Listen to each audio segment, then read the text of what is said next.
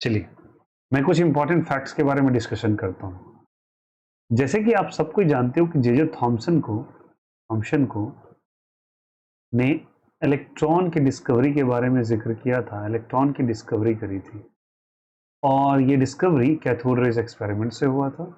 Okay, सारी बातें ये तो पता है ये ईयर 1897 था जब इन्होंने ये काम किया था।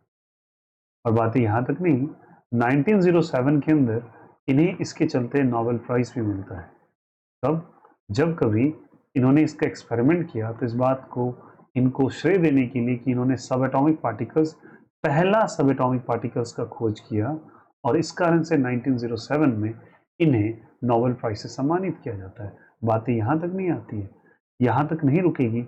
इनके एक सन थे जिनका नाम था जियोर्ज पैगेट थॉम्सन और इनको फिजिक्स से बहुत ज़्यादा लगाव था और इस कारण से ईयर 1937 के अंदर एक साइंटिस्ट थे जिनका नाम था क्लिंटन डेविशन। क्लिंटन क्या चीज? डेविशन। और क्लिंटन डेविशन के साथ इन्हें भी नोबेल प्राइज मिला इलेक्ट्रॉन के ऊपर ही। नोबेल प्राइज मिला इलेक्ट्रॉन के ऊपर ही प्राइज मिला इन नोबेल प्राइज मिला इलेक्ट्रॉन के ऊपर ही, बट इलेक्ट्रॉन के ऊपर जो नोबेल प्राइज मिला था वो मिला था वेव नेचर ऑफ इलेक्ट्रॉन के लिए। वेव नेचर ऑफ इलेक्ट्रॉन के लिए, जिसे हम फिजिक्स के अंदर क्वांटम मैकेनिक्स के नाम से जानते हैं। कैसे के नाम से? क्वांटम मैकेनिक्स के नाम से जानते हैं। ठीक है, इन्हें मिला था जियोर्ज पैगेट थॉम्सन को क्लिंटन डेविशन से। और जब आप +2 में आओगे तो बेटा वहां पर डुअल नेचर ऑफ मैटर नाम के एक टॉपिक के अंदर आपको डेविशन एंड जर्मर एक्सपेरिमेंट पढ़ाया जाता है।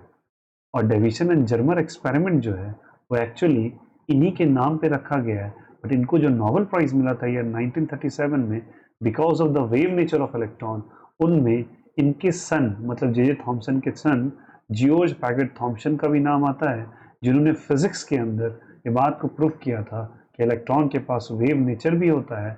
और इसके मदद से इन्होंने यूज किया था डेटा, किसके डेटा को, ये बात को प्रूफ करने के लिए इन्होंने यूज किया था डी ब्रॉगलीज वेव का। इसका यूज किया था बोलो, डी ब्रॉगलीज वेव का। एक छोटी सी जानकारी थी जो मैं आपको देना चाह रहा था जे थॉम्सन एक्सपेरिमेंट के रिगार्डिंग। तो bye, take care, have a nice day. कल मुलाकात करते हैं आपके शेड्यूल टाइम पे।